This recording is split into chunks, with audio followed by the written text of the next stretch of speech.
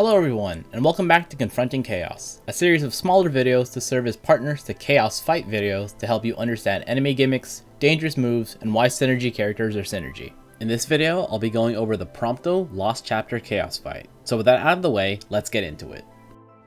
The first wave of this fight is against two Astros. The second wave is against two Sergeant Imps. The Astros have no weaknesses or resistances, but they will counter magic brave attacks.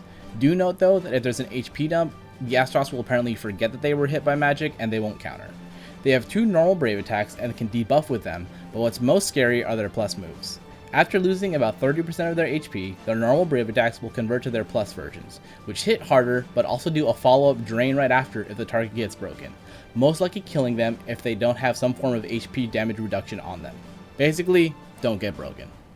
The Sergeant Imps are the main boss for this fight.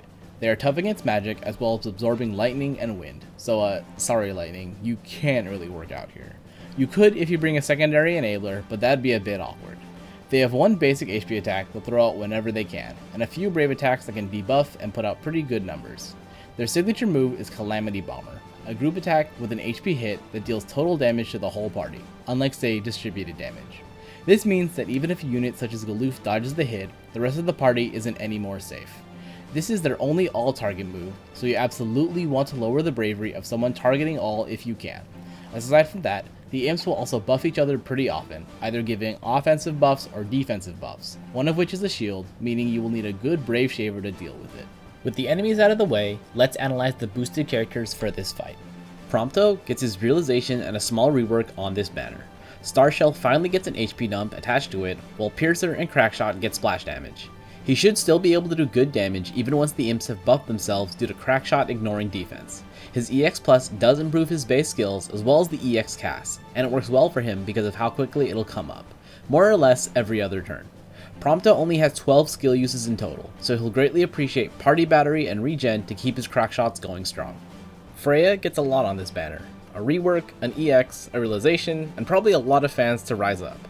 Reese's Wind has brave attacks before the HP dump now, while High Jump now gets another brave hit attached to it. Her EX deals split damage and the EX buff adds to her overall character by providing an attack aura, an overflow aura, and 50% last stand effect for the party.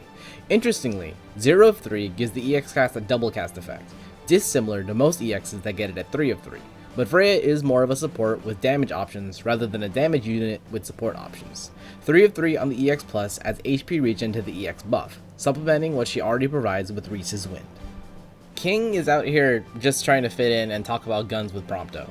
Having gotten his realization a few months ago, he's already a bit dated.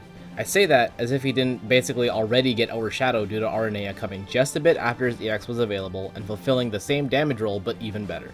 King is very simple. Shoot with S1, reload with S2 once empty, repeat. Use EX if available, which is not on this banner. If you by chance do want to use him, he'll want 3 of 3 so he gets another HP dump on his EX cast. Absorbing lightning and wind means Rama and Pandemonium are not effective summon choices.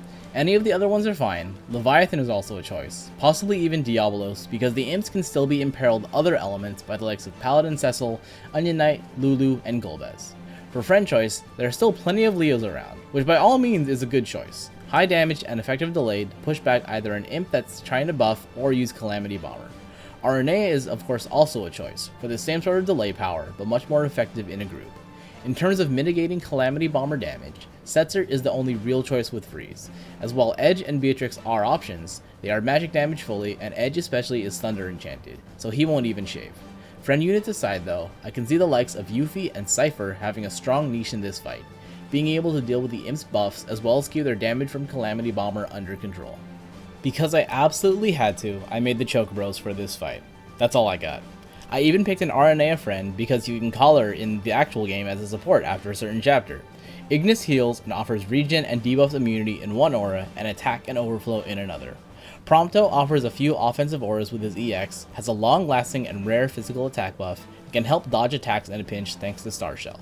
He can also battery if need be by using Overkill.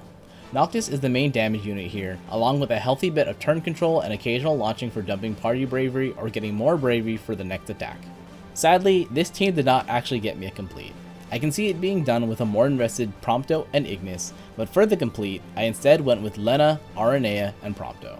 Aranea is still Aranea. more or less too broken for all this content right now. High group damage, turn control, also happens to be Prompto's teacher in his DLC episode. Lena, with her rework, is capable of keeping buffs up even for a turn stealer like Aranea, and her regen, battery, and debuff immunity work wonders against both waves. With that, this chaos fight should be covered. I'll be linking both my Chocobro clear and my actual complete in the description below, so check those out if you're interested. Hopefully you find those videos and this explanation useful, so thanks for watching all the way if you did. If you're interested in more of these and assorted Opera Omnia videos, be sure to subscribe so they show up. Thanks for watching, and I hope to see you in the next one.